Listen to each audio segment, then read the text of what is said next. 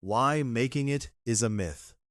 Many of us spend our entire lives in a mental waiting room, convinced that real life only starts once we graduate, get that promotion, or move to that dream city.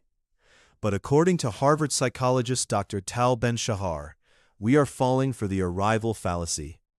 This is the dangerous illusion that reaching a specific destination will finally grant us lasting happiness.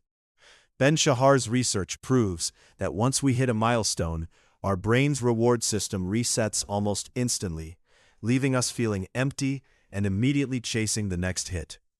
You aren't unhappy because you haven't arrived yet. You're unhappy because you're living in a future that doesn't actually exist. The trap isn't that you haven't succeeded. It's the false belief that success is a place where you can finally stop and be satisfied. To beat this, you have to stop treating your present life as a rehearsal for a future that will never feel like arrived. Your brain wasn't built for this. Social comparison theory, first proposed by psychologist Leon Festinger, explains that we determine our own worth based on how we stack up against others. But here is the problem. Festinger's theory was developed before we had the internet. Your brain evolved to compare you to a small tribe of 50 people. But today, you are comparing your behind-the-scenes struggles with the highlight reels of the top 0.1% of the entire world. This creates a constant low-level status anxiety that tricks you into thinking you're failing just because you aren't a millionaire in your early 20s. You are literally experiencing the psychological pain of being lesser because you're measuring your real life against a digital distortion. You aren't actually behind in life.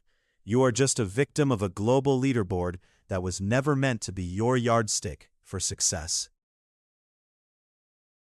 The fear of choosing the wrong life.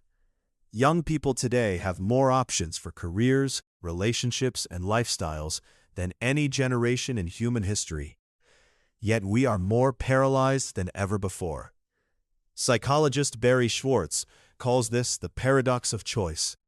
His research shows that while we think more choice equals more freedom, it actually leads to analysis paralysis and a chronic fear of missing out on a better version of our lives. We spend our days window shopping for other people's lives on social media, wondering if we should be digital nomads, corporate professionals, or creative freelancers. This constant comparison makes us regret the choices we do make, because we are always mourning the paths we didn't take. Success in 2026 isn't about finding the perfect option. It's about having the psychological courage to pick one path and commit to it, knowing that the perfect life is a ghost you'll never catch. Why you're tired but haven't done anything. Have you ever spent your entire day busy on your phone only to feel physically and mentally drained by 5 p.m.? This is what Stanford psychiatrist Dr. Anna Lembke calls the dopamine offset.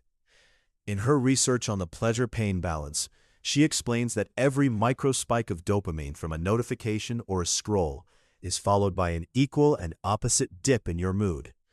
When you overstimulate your brain all morning, your baseline for happiness drops, making real-world tasks feel incredibly difficult and boring. You aren't lazy, and you don't have a lack of willpower. Your brain is simply exhausted from processing thousands of irrelevant data points before you've even had your first cup of coffee. You are living in a state of cognitive overload where your mind has run a marathon while your body has stayed still, leaving you in a massive dopamine debt that you can't scroll your way out